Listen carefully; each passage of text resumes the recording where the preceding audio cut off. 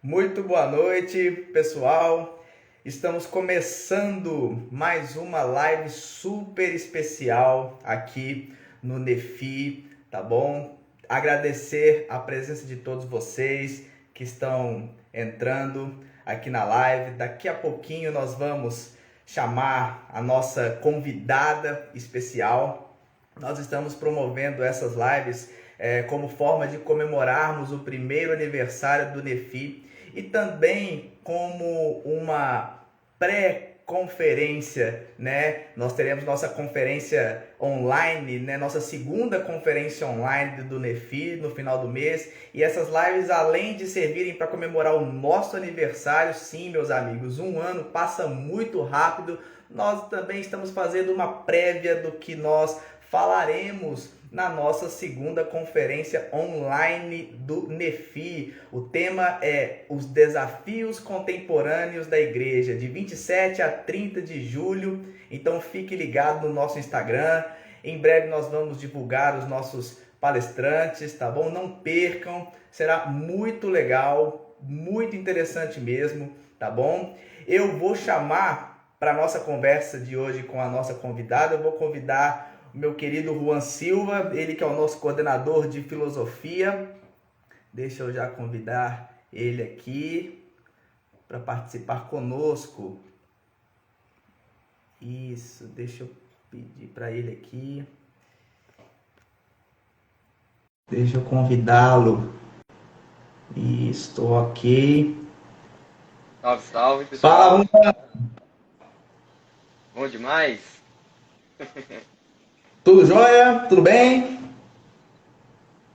Tudo tranquilo, graças a Deus. Graças a Deus. Hoje, continuando as lives do Nefi, hoje temos uma convidada muito especial, né, Juan? Uma pessoa que nós acompanhamos pela internet há algum tempo. Eu a acompanho no Instagram e também através do Bibotalk, né? Bibotalk sempre nos influencia muito, né? E é alguém que vai acrescentar muito sobre esse tema muito legal, que é a respeito de uma mente para a glória de Deus, né? Como utilizarmos a nossa intelectualidade em prol do reino de Deus, como forma de glorificarmos a Deus. E eu já vou chamar a nossa convidada mais que especial aqui, já vou convidar a Vicky para estar conosco aqui. Deixa eu chamá-la. Já está até aqui, já na... Isto, deixa eu entrar ao vivo com a Vicky aqui.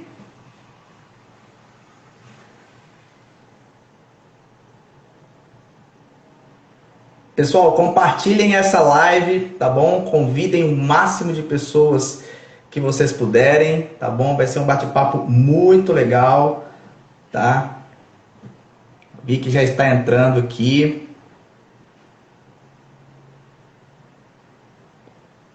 Ok. Ótimo.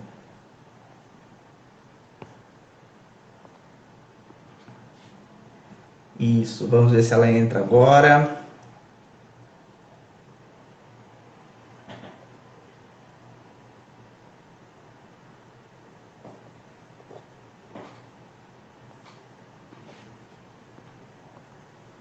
Deixa eu...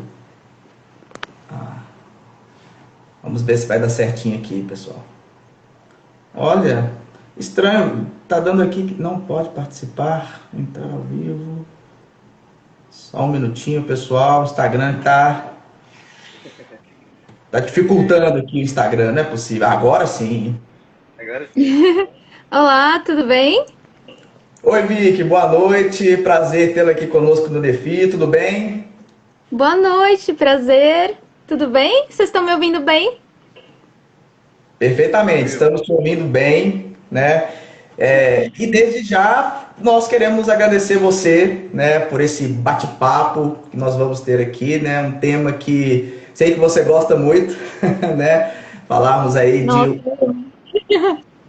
uma amo mente muito, amo esse muito, tema. muito. E antes da gente começar esse bate-papo, eu queria que você se apresentasse, né, rapidinho para o pessoal que está entrando aqui no Nefi, assistindo nossa live, te vendo pela primeira vez. Então, eu gostaria que você falasse um pouquinho de você para o pessoal. Claro. Primeiro quero agradecer a oportunidade para vocês, porque realmente é um assunto que eu gosto muito. E quando eu encontrei uma forma bíblica de lidar com esse assunto, não só de lidar, né? Mas quando eu entendi como a gente pode usar os nossos dons para a glória de Deus, inclusive a intelectualidade, o estudo, isso mudou completamente a minha vida, então eu gosto muito de falar sobre isso. Então eu sou a Victoria, na verdade. Eu tenho 25 anos, moro em São Bento do Sul, que é uma cidade no interior de Santa Catarina, mas eu sou porto-alegrense. E deixa eu ver o que eu posso falar. Eu sou formada em letras pela URGS, sou professora de alemão. Estou terminando meu mestrado. Estou num processo de finalização, a dissertação está pronta. E aí eu acabei já começando outra graduação, que é a graduação em Teologia, na Faculdade Luterana de Teologia, em São Bento do Sul, junto com meu marido. E meu marido é professor de filosofia, o Nixon. E então temos uma casa aí cheia de livros e gostamos muito desse assunto também. E ele está fazendo seminário junto comigo, seminário em teologia. Ah, que bom, não, muito legal. Assim, desde já, eu sei que nem estava no plano, mas como que foi para você assim começar uma segunda graduação, né? Porque você formou em letras, já está terminando o mestrado. Como que está sendo essa aventura de uma segunda graduação para você? Olha, são alguns desafios, né? Nós somos casados, então a gente tá numa outra fase da vida, diferente de você fazer uma faculdade solteiro. Você não pode levar um ritmo tão intenso como seria, talvez, solteiro, na casa dos pais. A gente tem outras prioridades agora. Mas nós ainda não temos filhos, então a gente pensou, olha, se for para estudar teologia, é a última chance, porque a gente faz uma faculdade que eu diria ela é semi-integral, né? Ela é bastante exigente, é presencial. Então era a nossa última chance, né? Porque depois com filhos, claro, é possível, mas é mais difícil. E tem coisas boas e ruins. O que é bom? Você aproveita mais, você tá mais maduro, você já tem um ritmo de estudo, você já sabe... Você aproveita muito mais do que a primeira graduação, outra mente, você tem mais maturidade até emocional, intelectual. Até porque para mim e para o meu marido nós somos das humanidades, né? Então a gente começou a estudar teologia já com alguma afinidade com o assunto. O que é ruim é que você tem que ser muito humilde, né? Então, assim, eu tenho colegas que recém saíram do ensino médio e são colegas muito dedicados, mas os assuntos, os interesses são outros ainda. Você às vezes já é mais velho. E aí você volta, às vezes, para um ritmo que você queria estar falando sobre outros assuntos mais avançados e debater. Mas não, tu tá numa faculdade que tu tá começando do zero. Tu vai ter que começar o beabá de novo, né? Mesmo eu gostando de teologia, sempre gostei, mas é diferente de, por exemplo, estudar o Pentateuco e ter que decorar toda a estrutura do Pentateuco e a teologia, a escrita. Então, assim, eu voltei a estudar para a prova, gente. Fazia anos que eu não estudava para uma prova. Como eu fazia um curso que era só escrever artigos e, né? Então, assim, você tem que ser humilde também e demanda um esforço prático, basicamente. Então, é isso. É uma faca de dois legumes, não, brincadeira, né? Como eu brinco com um amigo, né? É uma faca de dois gumes. Tem seus pontos bons e ruins. A gente aproveita, mas também tem que ter paciência, perseverança, até porque graduação não é fácil, né? Verdade, graduação é bem puxada. Eu já queria engatilhar a nossa primeira pergunta sobre esse assunto, né? Esse panorama que você deu a respeito dessa sua jornada, né? De estudos, desse empreendimento intelectual. Quando e como que surgiu, né? Em você esse despertar para essa jornada, para esse empreendimento intelectual com esse objetivo de glorificar a Deus e edificar o reino? Certo. Não foi um caminho muito fácil. Eu sou uma pessoa que eu me identifico com dons para isso. Eu sempre gostei muito de estudar, de escrever, de ler. Mas eu nunca achei que esses dons tivessem alguma coisa a ver com Deus. Eu sempre vim de um ambiente onde o estudo não era muito valorizado. A gente valorizava muito sentir, as experiências com Deus, o que não é ruim. Elas me formaram e são muito importantes, são fundamentais para mim também.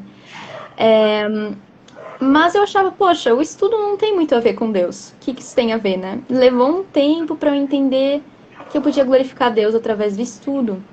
E isso foi um caminho longo. E eu também tinha muitas perguntas, gostava de estudar por conta.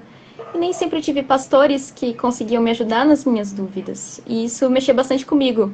E aí eu ficava inquieta, confusa. E eu achava que o estudo me levava para longe de Deus e não para perto. Porque eu tinha perguntas que ninguém conseguia me ajudar a responder. E eu pensei, por que eu vou estudar se isso vai me deixar confusa? E aí depois eu conheci pessoas que gostavam de estudar também e que eram muito fiéis a Deus. Um exemplo é o pessoal dos Cristãos da Ciência, da BC2. Eu sou líder do grupo de letras da BC2, que é um grupo recente. A gente fez aí...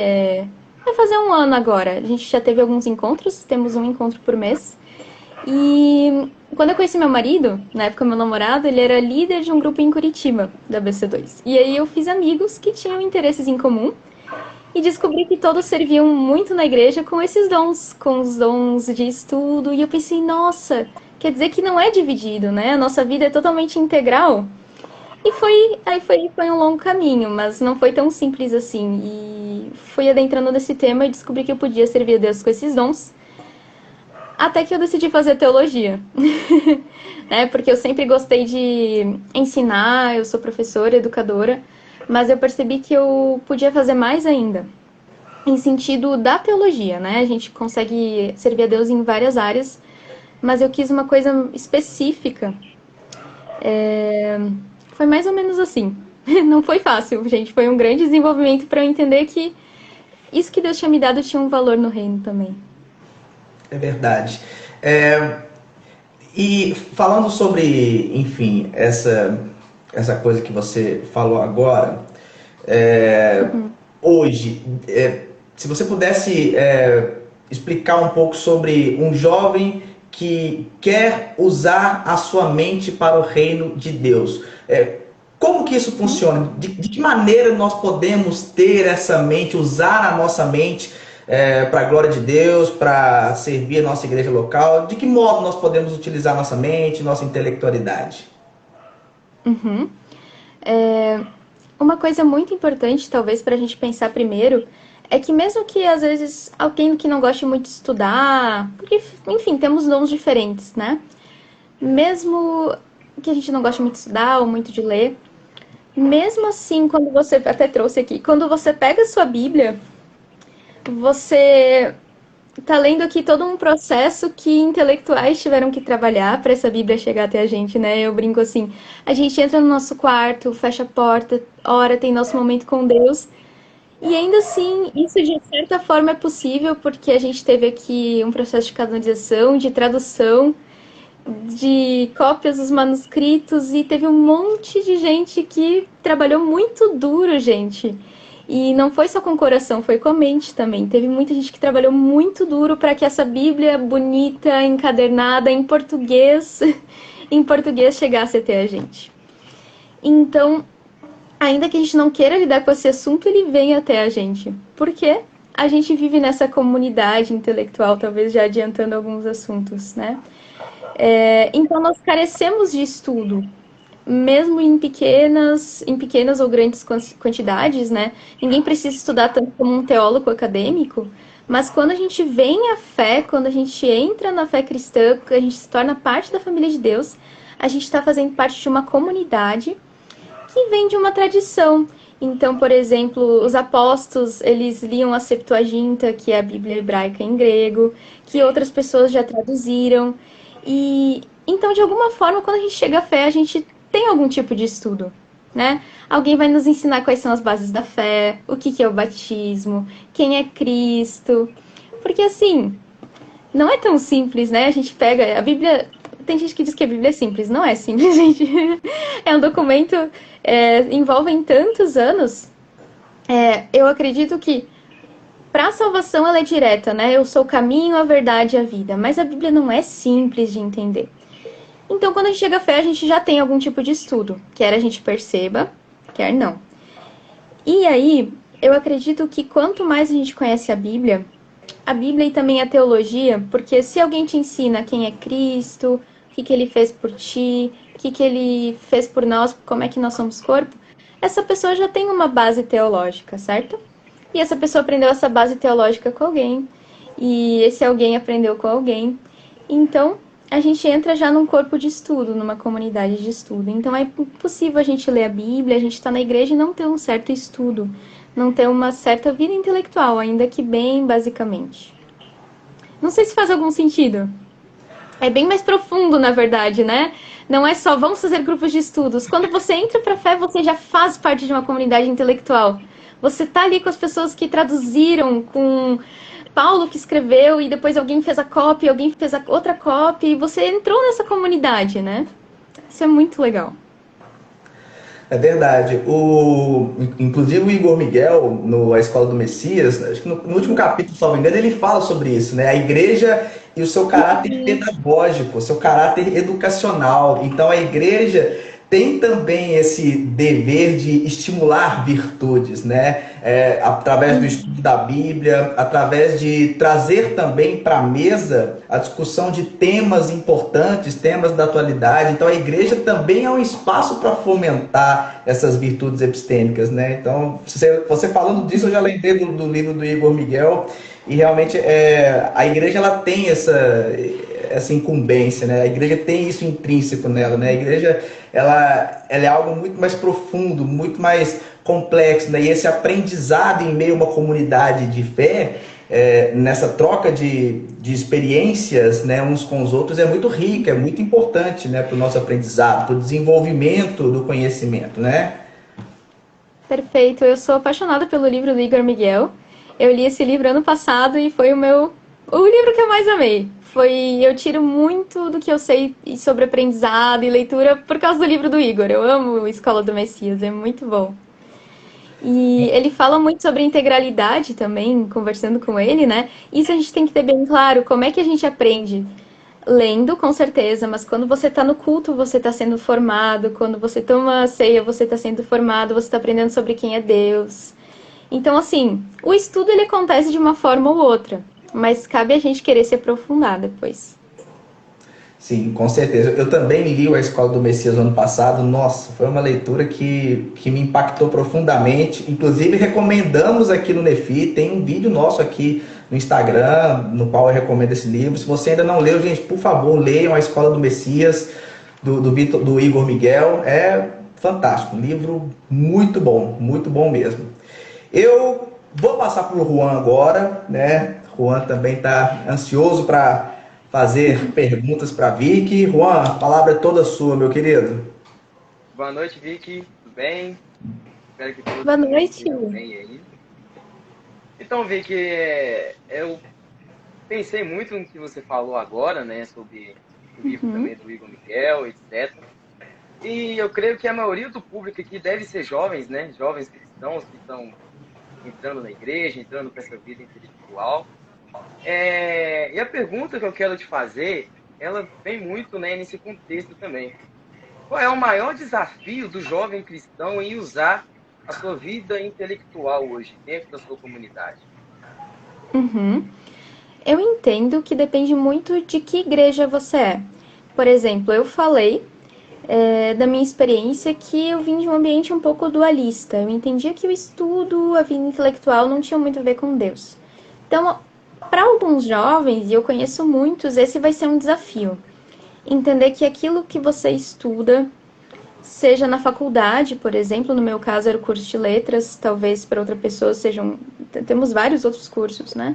Entender que tudo aquilo que a gente estuda diz respeito ao mundo que Deus criou, ou seja, tem alguma relação com Deus, absolutamente tudo, certo? Então a gente não pode viver nesse mundo dualista. A gente tem que entender que as coisas, somos seres integrais. Então, dependendo, talvez, se você está num ambiente que as coisas, como é que a gente fala? Não é duplo, não é uma vida dupla. O termo que a gente usa, dualista, né? Se você está num ambiente que é muito dualista, tem as coisas do mundo e as coisas de Deus. Para algumas pessoas esse vai ser o maior desafio, entender que toda a nossa vida é de Deus, inclusive o estudo. Gente, isso não quer dizer que você precisa estudar um curso de letras cristão, que você vai falar, sei lá, língua alemã cristã, não existe isso, né?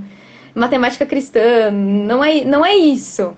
A questão é entender que tudo que a gente estuda, estudamos diante de Deus. Para alguns jovens, eu acho que vai ser esse o desafio, né?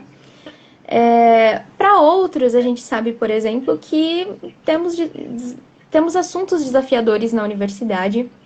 Então, por exemplo, você vai estudar, talvez na economia, a gente tem escassez, como é que funcionam as relações econômicas, por que existe pobreza no mundo? E você vai pensar sobre isso, né? Por que existe pobreza no mundo? E você vai pensar na Bíblia. O que a Bíblia diz sobre isso, né? E, de alguma forma, a gente acaba trazendo aquilo que a gente aprende para a faculdade para a nossa vida.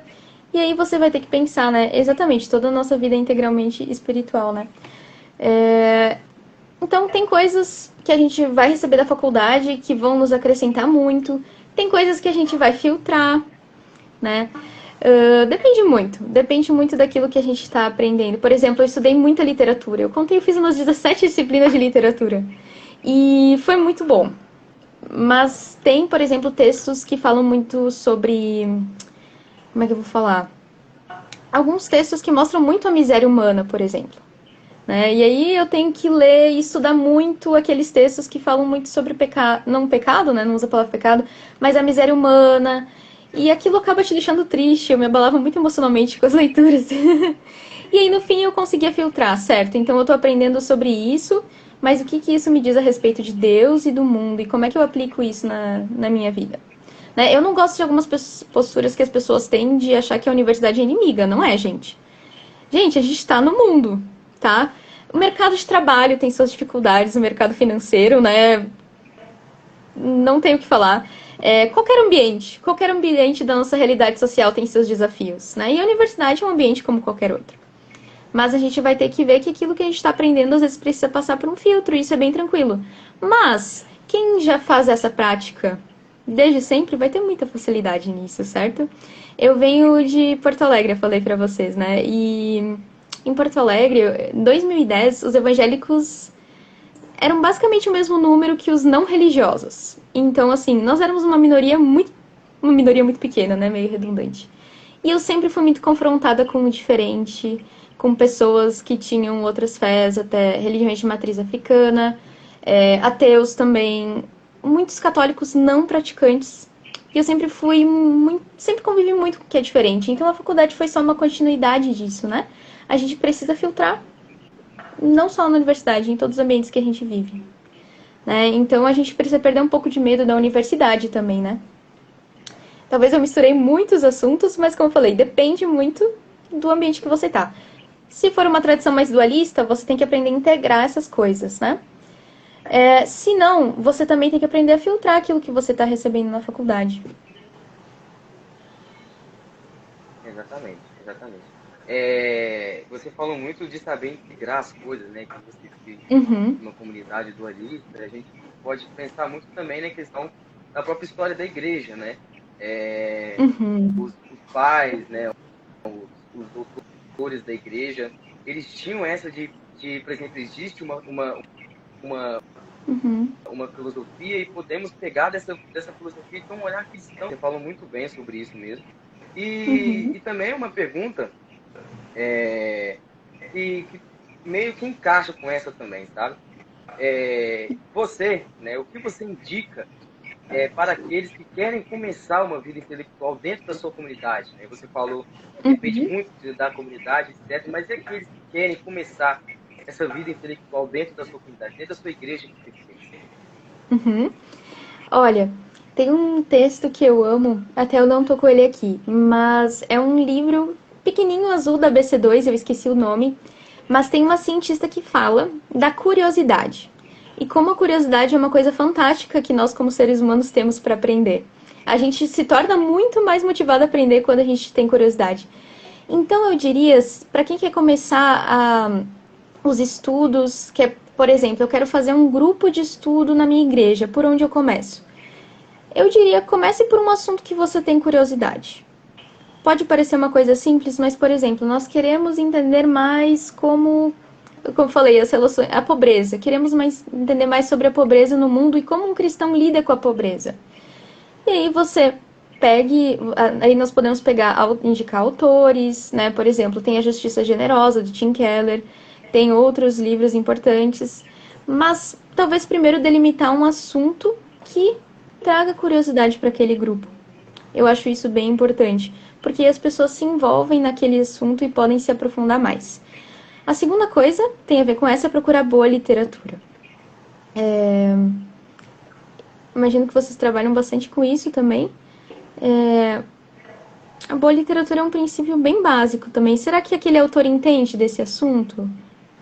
Isso, a gente tem, às vezes, autores, às vezes pastores que têm livros publicados sobre absolutamente todos os assuntos, mas ninguém é especialista em tudo, né, gente? Então, assim, será que aquele é um bom autor sobre esse assunto? Eu diria isso, né? Então, achar um assunto que o pessoal quer estudar, fazer um recorte de bons autores, e dentro dos bons autores, às vezes, pensar na confessionalidade da igreja, né? Porque, às vezes, assim, tem uma igreja pentecostal e vai lá e pega um livro que tem uma linha calvinista e o pessoal fica super confuso. Então, é sempre bom pegar, às vezes, para quem está começando, algo da sua linha teológica. Depois a gente lê coisas diferentes, você sabe dizer, isso eu concordo, isso eu não. Mas quando a gente está começando, é bom seguir uma linha teológica específica, né? Seriam minhas 2 dicas iniciais para quem quer começar algum grupo de estudo na sua igreja. Isso é muito legal. Procurem algo que vocês tenham curiosidade e façam um recorte de bons autores. E aí, por exemplo, vocês têm várias pessoas muito legais para fazer indicações de materiais, né? Verdade, verdade. Aqui no Nefi a gente sempre tenta, cada um numa área específica, né? Então, nós tentamos fazer uma espécie de, na medida do possível, uma curadoria, né? Indicando boas literaturas sobre temas específicos, dentro de linhas temáticas específicas. Porque eu acho que isso dá um norte também, né? É necessário a pessoa saber a fonte certa, porque às vezes também uma carga muito grande de informações, mas de maneira desordenada, faz com que muitas vezes a pessoa se confunda. E aí isso pode causar uma confusão, e aí um problema. Então, é bom as pessoas também ter esse processo de curadoria, né? Realmente é algo que precisa, né? Porque te direciona para um caminho, né? A gente está falando aqui, o Juan falou sobre a questão de uma vida intelectual, né, na comunidade cristã. E aí, qual que é a importância da comunidade intelectual para a igreja? Porque, como você disse há alguns minutos atrás, infelizmente, tá, pessoal, existem lugares, igrejas que ainda demonizam muito essa questão do conhecimento, né? Igrejas que simplesmente repelem, né, o conhecimento, desestimulam as pessoas que querem saber mais, que querem conhecer mais. Então, como a comunidade intelectual pode contribuir com a igreja? De que modo a igreja deve receber essa questão da comunidade intelectual, né? Porque, evidentemente, também às vezes surgem demandas para o pastor, para a liderança da igreja, e às vezes não sabe dizer naquele momento, porque às vezes é uma coisa muito, muito nova, muito diferente, e às vezes a comunidade intelectual ela pode contribuir muito para ampliar a visão da igreja, às vezes sobre aquele assunto, aquilo que está chegando ali. Mas eu queria que você falasse um pouco sobre isso, assim, como que a igreja deve receber a comunidade, né, intelectual, né? Perfeito. Perguntas muito, muito boas, fazem a gente pensar bastante. Primeiro, uma coisa bastante interessante que a gente tem que pensar é sobre o que é uma comunidade intelectual. Quando a gente pensa em ciência, a ciência é uma comunidade. Na BC2 fala muito sobre isso, né? Por exemplo, eu sou um cientista, publico um paper, um artigo. Esse artigo ele vai ser criticado, ele vai ser criticado pelos meus pares, né, gente? Isso acontece na teologia também. O que eu escrevo vai passar pelo crivo de outras pessoas, vai ser criticado por outras pessoas. Quando eu estou escrevendo um texto, um artigo, eu me baseio no que outras pessoas escreveram. Isso é muito importante. Eu peguei até uma caneta e me inspirei aqui. Isso é muito importante. O que é uma comunidade intelectual? É bem isso o nome, uma comunidade. Ainda que eu fique aqui no meu escritório, sozinha, escrevendo sozinha, eu estou lendo livros de outras pessoas, e o meu trabalho vai ser criticado depois, né? Não só no sentido ruim, mas as pessoas vão mostrar pontos positivos e negativos. Então, isso é uma comunidade. Isso vale tanto para a teologia e para a família da fé, quanto para os cientistas de uma maneira geral, né? Isso a gente tem que pensar quando a gente fala em comunidade intelectual. Não é só um livro, um autor. É um grupo que conversa entre si, entre os pares. E eu achei muito legal que você falou como é que a comunidade intelectual, pensando agora na comunidade intelectual cristã, serve à igreja. A gente tem, por exemplo, diversos assuntos que um pastor não dá conta de trabalhar. E, gente, é muito interessante a gente pensando aqui nos pastores no Brasil, muitos são teólogos, né? Aliás, eu diria que, no geral, a maioria dos nossos teólogos são pastores, então eles estão pastoreando uma igreja. Ao mesmo tempo que eles precisam estudar assuntos novos, eles precisam preparar os sermões, eles precisam atender demandas, né? Tem os velórios, tem os batismos, enfim. Né? Quem se dar ao luxo de ser apenas um teólogo é muito difícil. Mesmo professor, né? Professor de filosofia vai produzir, mas geralmente ele está na sala de aula também. A gente, né? Então, assim, aqui no Brasil é muito raro a gente poder se dedicar exclusivamente à produção intelectual, né? Mas, justamente, é muito legal quando o pastor ele tem fontes e ele conhece bons intelectuais que vão dar suporte para ele, né? Então, deixa eu pensar aqui num exemplo. Um exemplo que eu tenho... Não queria dar um exemplo muito polêmico. Queria dar um exemplo mais simples. Fica à vontade. Pode ser polêmico. Não tem Deixa eu problema. pensar aqui. Mas pensando até na questão da psicologia, né? A gente sabe que hoje, claro, tem toda uma questão do que é aconselhamento pastoral e tem alguns debates sobre isso. A gente sabe que tem áreas do aconselhamento pastoral que são totalmente aversas à psicologia. Não é isso que eu defendo. Eu acho que um pastor pode muito sim fazer o uso de aportes da psicologia. Ele não é um psicólogo, ele ainda é um pastor, né? São trabalhos diferentes, mas ele ainda pode fazer usos, por exemplo, ferramentas que a psicologia traz, assim como professores também usam, né? Para a gente ensinar, a gente usa ferramentas da psicologia. O pastor também pode usar ferramentas da psicologia no seu aconselhamento pastoral. E por que não? Só que ele vai fazer um curso de psicologia? Alguns fazem, mas nem todos. Não, ele pode procurar bons livros e boas fontes. Então, ele está sendo alimentado por essa comunidade intelectual. Um outro exemplo, a gente sabe que na governança da igreja, né? A igreja passa por todo um tipo de administração que não é tão simples assim. Ele também pode fazer uso de ferramentas de governança, de administração também. Tem pessoas que aplicam isso para as igrejas, como é que isso funciona. Conheço, por exemplo, gente que trabalha com direito eclesiástico. Então, são advogados dedicados exclusivamente a trabalhar com esse tema e trazer ferramentas para os pastores, para líderes da igreja, poderem se equipar bem, estarem bem equipados com as questões da advocacia, enfim. Esses são alguns exemplos bem pontuais que eu diria nesse sentido, né? Alguns exemplos, tem outros, mas porque ninguém consegue se informar de tudo, né, gente? A gente precisa desse suporte, né? E também somos corpo. Nós, como os cristãos intelectuais dentro da nossa igreja, a gente tem que servir os nossos irmãos com os nossos dons. Então, se você tem uma área de especialização, se você tem uma área de estudo, a melhor coisa que a gente pode fazer, os nossos dons são para servir. É servir os nossos irmãos com os nossos dons, né? Exatamente. Você falou sobre os dons, né? O apóstolo Paulo, ele cita um versículo que eu estava lendo hoje à tarde, né, para elaborar as perguntas, e me despertou também o desejo de perguntar isso para você, né? Ele cita que temos a mente de Cristo, sabe? Em um mundo tão individualista, necessário, ter a mente de Cristo é o maior desafio para a questão, somente para no âmbito intelectual? Pois então, o que seria uma mente de Cristo, né?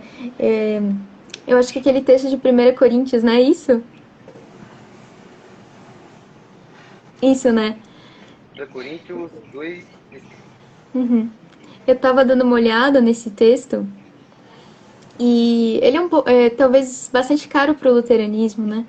Porque Lutero vai falar um pouco da clareza interna das escrituras, por exemplo. O que é isso? Eu posso ser a pessoa mais versada em hebraico e grego e estudar todas as ferramentas e todas as metodologias. Se Cristo ainda não iluminar meu coração, eu ainda não vou entender a escritura nesse sentido interno, sabe? Existe alguma coisa que só Cristo consegue abrir o entendimento do nosso coração. E eu acredito que é isso que Paulo se refere nesse texto, né? Então, eu acho que isso nos traz humildade para o estudo também. Quando nós estudamos, isso acho que faz diferença para nós como cristãos quando a gente estuda. A gente pode conhecer muita coisa, mas ainda nós somos muito pequenos diante do Criador. E eu acho que faz toda a diferença isso na vida de um intelectual cristão.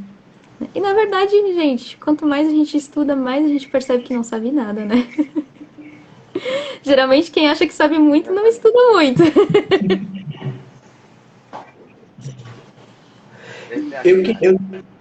Eu queria, aproveitando esse gancho, e trazer para discussão a respeito da humildade, né? Uhum. Como manter a humildade, porque principalmente no ambiente acadêmico, o que se vê, o que a gente vê é uma arrogância muitas vezes sem tamanho, né? A busca do conhecimento, muitas vezes o intuito é legal, mas no meio do caminho acaba se tornando uma vaidade. A vaidade toma conta do coração, e sabe? E aí ao saber, pelo saber simplesmente, enfim. Como manter essa humildade ao longo dessa jornada intelectual, ao longo dessa busca pelo conhecimento? Como manter o nosso coração com simplicidade, com humildade nesse sentido? Isso é uma grande pergunta. Todo mundo que gosta de estudar já deve ter se confrontado com isso, inclusive eu, porque não é fácil. Eu diria primeiro que toda área tem as suas tentações, né? Que nem eu brinquei ali com o mercado financeiro, quem é do mundo corporativo vai ter outras tentações, quem é da área das artes vai ter outras tentações, e eu diria que sim, no caso da vida acadêmica, uma das tentações é esse orgulho que se dá pela quantidade de conhecimento, né? Porque primeiro só a gente tem que pensar que é um pouco do que a academia nos exige, né? Então a gente precisa ter artigos publicados para ter pontos no Lattes, para conseguir um bom concurso e passar num bom lugar, né? Ou ser professor universitário, ou conseguir o doutorado sanduíche. Então a gente tá nesse sistema, né? Nós estamos nesse sistema que nós temos que cuidar para não sermos levados por isso. Então a primeira coisa, identificar que a gente está nesse ambiente, né? Claro, tem a ver com o nosso coração, mas é uma estrutura que nos empurra para isso. Por isso que a gente tem tanta gente que destrói a sua saúde na vida acadêmica, né? A gente sabe que o índice de depressão entre mestrandos e doutorandos no Brasil é bem alto. Isso é uma coisa que a gente precisa cuidar. E aí, quando me deparei, por exemplo, com orgulho intelectual, eu tive alguns problemas e às vezes Deus dá um puxão de tapete na gente, né? Isso acontece, você tá tentando ir por um caminho, não dá certo. Em um momento que eu tive esse puxão de tapete, eu percebi que minha identidade não tá nisso. Isso é bem importante. Eu percebo que pessoas que têm uma vida intelectual ou têm uma carreira acadêmica, a gente coloca na nossa identidade quem nós somos só nisso. Pode ser a nossa profissão, pode ser uma coisa que nós gostamos de fazer e uma forma de nós atuarmos, mas a nossa identidade primeira ainda não é nisso. Então você pode não passar naquele concurso, você pode não ter o seu artigo publicado, você pode, não sei, várias coisas acontecer. Por exemplo, eu falo do meu mestrado, gente, o gravador não vai ver essa live, provavelmente. Mas eu fiquei quase um ano, tive problemas bem sérios, eu fiquei quase um ano tentando fazer com que ele corrigisse a minha dissertação. E eu sempre fui uma aluna muito dedicada. Eu fui, laureada na minha primeira graduação e aconteceu coisas que não estavam no meu controle. Mas, por outro lado, eu sei que não é quem eu sou, né? Eu sei que é uma coisa que eu faço. Então, isso nos ajuda a não entrar nessa onda de orgulho que tem no ambiente acadêmico, né? No sentido de estudo, especificamente, lembrar da comunidade, porque você precisa ser criticado por outras pessoas, né? Pessoas precisam ler os seus trabalhos, ou a gente precisa debater, conversar com os outros. Isso nos ajuda a manter a humildade, né? Inclusive, por exemplo, conversar com cristãos de outras tradições teológicas, para quem tem essa oportunidade, isso abre a nossa mente. Ainda temos nossas posições, por exemplo, mas você vê que o mundo é muito mais que seu umbigo, ou até que a sua igreja, né? A nossa família da fé é muito... Estudar a história da igreja é muito bom nisso, né? Poxa, o evangelho não começou com a minha igreja aqui no... em 2022, né? O evangelho vem de muito antes. Então, uma maneira muito boa de manter a humildade é se mantendo em comunidade. Eu acredito que isso é muito importante. E a segunda coisa é servir. Os dons, isso é muito enfático no Novo Testamento. Nossos dons são sempre para o serviço dos outros. Sempre. Isso é muito importante. Não tem nada que Deus tenha nos dado para nossa glória, né? A glória pertence a Ele. Nós servimos aos outros. Cristo veio para servir. Quem é a gente para usar nossos dons para outras coisas, né? Então, quando a gente mantém esse foco, agora não falando na academia, mas nos estudos pessoais, quando a gente mantém esse foco em comunidade e serviço, eu acho que isso ajuda muito. Claro, é uma luta contra o homem interno, né? Contra a pecadora, a impostora que é vida dentro de mim, mas isso ajuda muito. Muito mesmo. Essa questão do servir, né? Do se doar, do se dispor, né? É o conhecimento para servir, é o conhecimento para ajudar pessoas, né? Acho que quando se tem essa consciência, essa caminhada fica mais fácil, no sentido de continuar trabalhando a humildade no nosso coração, na nossa mente, porque realmente o ambiente acadêmico em si não é fácil, é muito competitivo, né? Então, para manter o nosso coração na humildade é realmente uma tarefa diária, praticamente, né? E você comentou conosco esses problemas que você teve no mestrado. Essa questão dos estudos, a vida de estudos, né, é uma vida que é difícil você manter o entusiasmo, ou a disposição, ou o foco, né? Nem todo dia você acorda e, poxa, nossa, todo dia eu tô com vontade de estudar, aquela coisa, que maravilha, e as dificuldades vêm, a paulada vem, e você, nossa, será que isso é para mim mesmo? Tô desanimado. Como lidar com essa questão como perseverar, como ter persistência? Porque a vida intelectual, sobretudo cristã, ela não é fácil, né? Tem um ônus, né? Você precisa se debruçar, é um trabalho, né? É uma coisa quase que artesanal mesmo, né? É uma coisa de esmero, de profundidade, de dedicação. Então, como manter essa perseverança, né, ao longo dessa caminhada? Isso é muito difícil porque é um produto agora colocando entre aspas, né? Por exemplo, eu vou produzir um artigo. Quanto tempo, gente? Para escrever às vezes a pessoa faz ali a sua dissertação e vai render o quê? Depois um artigo, né? Vai se transformar em um artigo. Ou mesmo a pessoa que escreve um livro. Às vezes o quê? 1 ano, 2 anos para escrever um livro. Então, eu acho que o que é mais difícil na vida intelectual é que demora pra gente ver os frutos do nosso trabalho. Isso é muito difícil. Isso é bem complicado, né? Você tá usando um assunto que... O que você vai fazer com isso? Por exemplo, meu marido é da filosofia e ele gosta de assuntos muito específicos.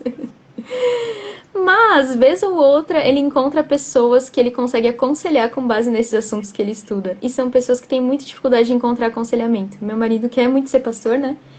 E ele tá indo para uma área bem específica. E às vezes parece que não tem muito sentido as coisas que ele estuda, mas chega um momento que sim. Que Deus mostra os frutos daquilo que a gente vem dedicando a ele. Então, o que eu diria bem importante é manter os olhos fixos em Cristo, em primeiro lugar. Lembrando que o nosso trabalho em Deus não é em vão, né, diz a Bíblia. E também ter essa consciência de que o trabalho intelectual ele é lento. A gente, por exemplo, eu estou escrevendo um livro agora que fui convidada. Eu estou bem feliz, mas assim... Olha, parabéns! Obrigada! Mas, então, é muito diferente de produzir um conteúdo para o Instagram, que você precisa de algumas horas e você brota o conteúdo, daí você tem muitas curtidas e pronto, você tem o fruto do seu trabalho em poucas horas, né? Agora, um livro, um artigo, uma palestra que você dedicou horas para montar, quantas horas a gente tem colocado naquilo? A gente tem que saber que leva tempo, mas, de uma maneira geral, os frutos eles vão ser mais permanentes, né? Então, se você escrever um artigo, quantas pessoas vão poder acessar lá várias vezes aquele seu trabalho muito bem embasado e pesquisado? Diferente de, às vezes, um post no Instagram, que poderia ter sido feito bem mais rápido, né? Então, eu diria isso, manter os olhos fixos em Cristo, isso para qualquer questão da vida, o devocional, né, gente? O básico aqui, né? Mas também saber que esse trabalho é lento, mas os frutos, eles são mais duradouros também. Com certeza, com certeza. Eu acho importante a gente trazer isso, né, para a nossa conversa, porque nós estamos numa época hoje de que é tudo muito rápido. Às vezes nós queremos resultados muito rápidos. Às vezes nós colocamos nossas expectativas, mas nós calculamos mal, nós calculamos muito a curto prazo. E Sim. principalmente quando se trata de jornada intelectual, gente, não é assim, não é a curto prazo. É um trabalho, gente, é um esmero, sabe? Eu fui escrever um artigo, publiquei num seminário recente, mas, gente, para escrever esse artigo foi uma luta, foi 3, 4 meses, e assim, e tinha dias que eu vou te falar, tinha dia que eu sentava no computador e, nossa, a mente tem dia que, gente, não vai, tem dia que é você parar, tem dia que é você ficar offline mesmo, tem dia que é para você, sei lá, sair, vou sair com a minha esposa aqui, vou tomar um sorvete, vou assistir um filme na Netflix, porque, gente, realmente, mas é o foco, é o foco, e isso precisa Fazer ser... exercício, né? Fazer exercício, daí nem que todo mundo gosta, né? Eu não curto muito, mas nossa, minha mente, eu tô caminhando, a minha mente tá assim, meu Deus, se eu estivesse ali concentrada, eu não teria pensado nisso e feito essa conexão agora que eu pensei, né? Sim, sim, exercício físico muito importante. Eu também tento. Gosto? Não. Faço? Faço. Claro que 5 vezes por semana, às vezes, né? Enfim, da base da persistência mesmo, porque a vontade é nada, mas estou lá. E isso é muito bom, né? Às vezes você. Às vezes é preciso nós sairmos do nosso escritório, da nossa mesa, do nosso local de trabalho e nesse empreendimento, nessa jornada intelectual, haverão dias que você tem que simplesmente sair e ver pessoas.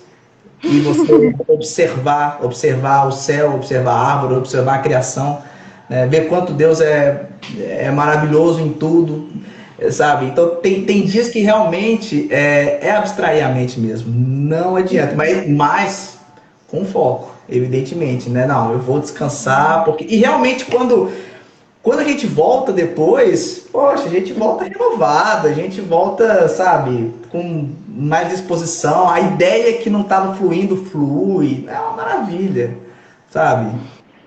Sim, com certeza. Nossa. A vida é sensitiva também, a vida a partir da sua convivência com as outras pessoas, da sua convivência com a comunidade, faz bem para a vida intelectual, né? Faz bem para a sua vida na hora de desenvolver um artigo, na hora de desenvolver um texto, né? Faz bem para a sua vida ao todo. A comunidade, eu costumo falar que a teologia tem que ser bastante prática, né? Tem que funcionar na prática, né? Tem que funcionar no seu dia a dia. O que você aprende nos livros, o que você aprende na mesa, você deve passar para a sua comunidade. Faz parte também do nosso dia a dia, isso faz parte também, né, da gente exercer também a nossa vida intelectual. Uhum. Com certeza.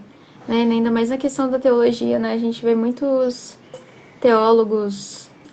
Torre de Marfim, fazia tempo que eu não ouvia essa expressão, né? Mas assim, uma teologia que não tem muito contato com, às vezes, com as pessoas, né? E claro, gente, o pesquisador que pesquisa ali a partícula do hebraico, que não sei veio de que manuscrito, obviamente ele tem um trabalho muito específico, né? Mas agora falando de teólogos de uma maneira mais geral, né? Não apenas o teólogo acadêmico. A gente precisa desse contato com as pessoas para fazer uma teologia real, entre aspas.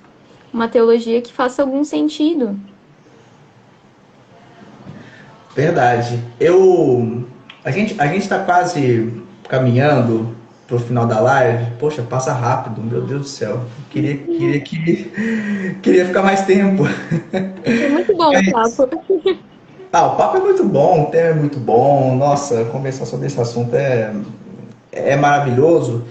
E eu queria pedir para você, Vicky, dicas de leitura sobre esse assunto, né? Tem gente que, poxa, as pessoas sempre pedem dica de leitura para os assuntos que a gente aborda aqui no Nefi, né? Por todo o assunto, dica de livro, por onde começar, enfim. Quais obras você indica para quem quer começar ou quer saber mais sobre como ter uma vida intelectual cristã, enfim?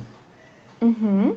Então, o primeiro que eu indicaria foi um que me ajudou bastante nesse assunto, e ele não é exatamente sobre isso, que é o Como Conciliar Fé e Trabalho, do Tim Keller. Eu não tô com ele aqui, ele é um livro vermelhinho, mas ele é muito bom, porque ele fala sobre trabalho, mas se você tem um trabalho intelectual, se você é um acadêmico, ou mesmo se você entende estudo como uma coisa que você gosta de fazer, dá para aplicar completamente nessa área também. E ele nos ajuda a entender o nosso trabalho dentro da narrativa do Evangelho. É muito bom. Por exemplo, estamos no mundo caído, certo? Ele fala de Adão, né? Que Deus diz que agora do suor do seu rosto, né? Do trabalho, tira... Agora eu me confundi o versículo em Gênesis 3. Do suor do teu rosto... Como é que fala? Me perdi, gente. Mas enfim, quando Deus fala que a terra seria amaldiçoada agora por causa do pecado, né? A gente sabe que o nosso trabalho vai ter sempre assim. Vão ter os abrolhos ali, vão ter os espinhos, por mais que a gente se esforce. Nesse mundo caído, a gente vai passar por isso no nosso trabalho, incluindo no nosso trabalho acadêmico ou na vida intelectual. E ele nos ajuda a ver o trabalho, também o estudo como serviço, que é uma coisa que vocês viram que eu falo bastante aqui, né? E ajuda o nosso estudo a ter sentido. Seria a primeira indicação. E o segundo... Isso aí, comerás o teu pão, exatamente. E o segundo foi o que você já comentou, que é o Escola do Messias, que, como eu falei, foi o meu livro preferido do ano passado e ajudou muito a... Perfeito, maravilhoso, Igor Miguel. Me ajudou a entender muito a minha intelectualidade cristã para a glória de Deus e como Deus nos fez esses seres que pensam e como nós colocamos esse nosso pensar diante de Deus. Eu indicaria para começar esses dois, que são muito bons. Nossa, essas dicas são fantásticas. Do Igor Miguel também eu já reforço. Gente, adquiram esse livro. Ele é muito legal. Tem um livro também que me impactou bastante. E eu vou mostrar ele aqui. É do James Sear, né? Hábitos da Mente. A Vida Intelectual como um Chamado Cristão. A editora Vida Nova lançou recentemente. E é um livro muito bom. Tem até uma live que o Jonas Madureira fez no canal do YouTube da editora Vida Nova. Um livro muito bom, excelente. Né? O James Sear vai falar muito a respeito da a oração.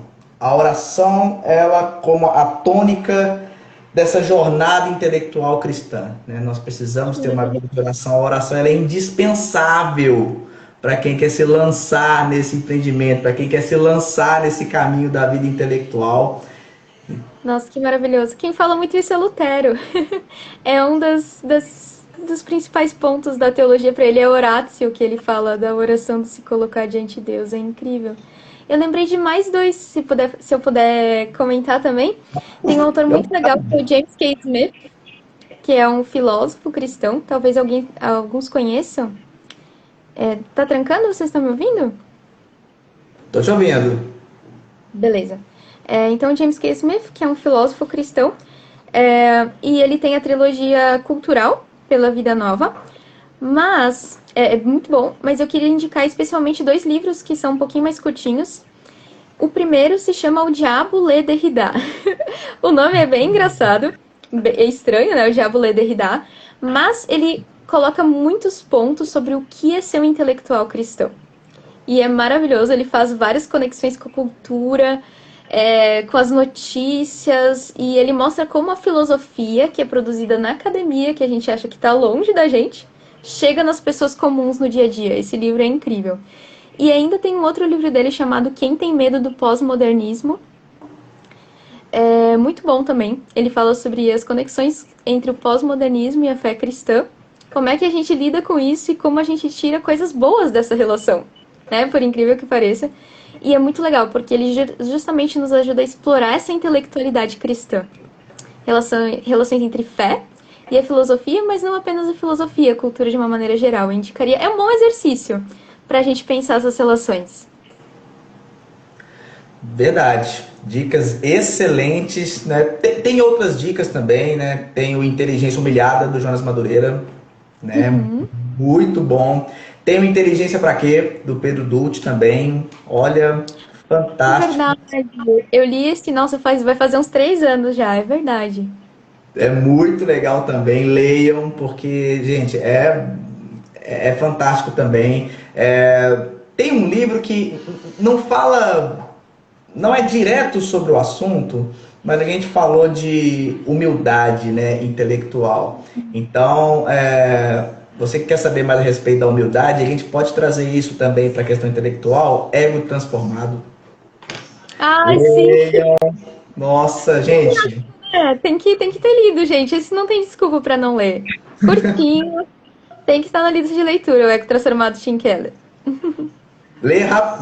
A gente lê rapidinho, mas é um livro que, gente, é um soco no estômago. É impactante, é confrontante e, gente, é fantástico. O Ego Transformado, quem quer, leiam, que é fantástico. Nossa, muito bom mesmo, pessoal. Vicky, muito obrigado mesmo. Poxa, nós ficamos super felizes com a sua presença. O Juan teve problema na conexão, caiu, ele me mandou o zap aqui. Mas, Vicky, muitíssimo obrigado por estar conosco aqui no Nefi, né? Parabéns pelo trabalho que você desempenha, tanto no Instagram quanto no YouTube, no Bibotalk também. A gente sempre te acompanha por lá também. Que Deus continue abençoando muito a sua vida, seu esposo. E queremos você mais aqui no Nefi, tá bom? Queremos fazer mais lives com você, com seu esposo. Nós aprendemos muito com você nessa noite, foi muito enriquecedor. Muito obrigado. Eu que agradeço, foi maravilhoso, como eu falei, amo esse assunto. E parabéns pelo trabalho de vocês também, é um assunto que a gente precisa falar cada vez mais. Às vezes a gente tá, tipo, por exemplo, né, nós já lemos alguns desses livros e a gente conhece bem essas relações, mas quando a gente vai ali para a igreja, conversar com as pessoas, as pessoas ainda estão muito carentes desse assunto, né? Saber como a gente pode relacionar a fé com os estudos. Então, esse trabalho que vocês fazem é muito, muito legal e muito importante. Que Deus continue abençoando vocês muito nisso. Amém, amém. Muito obrigado mesmo. Muito obrigado de verdade pelas palavras, pelo carinho, por nos atender prontamente. Se Deus quiser, em breve teremos você aqui novamente conosco aqui no Nefi. Prazer. Muito obrigada. Obrigado. E se você ainda não nos segue aqui no Instagram, por favor, siga a gente, dê essa moralzinha para nós, tá bom? Vai ser muito legal. Nós temos as nossas reuniões mensais e várias linhas temáticas. Temos história do cristianismo, temos direito e liberdade religiosa, filosofia e cosmovisão cristã. Temos teologia sistemática também e temos nosso clube de leitura do Nefi, tá? Então fiquem ligados aqui no nosso Instagram. No final de julho nós teremos nossa segunda conferência online do Nefi, os desafios contemporâneos da igreja, de 27 a 30 de julho. Teremos vários palestrantes, então fiquem ligados aqui no nosso Instagram, tá bom? E se você quer participar das nossas reuniões pelo Zoom, deixe o seu nome com o WhatsApp DDD do nosso direct, para você fazer parte do nosso grupo de WhatsApp e receber materiais de apoio e links para participar das nossas reuniões, ok? Pessoal, muito obrigado mais uma vez. Vicky, muito obrigado mais uma vez também. Que Deus abençoe a vida de cada um de vocês. Até mais, pessoal. Tchau, tchau. Gente.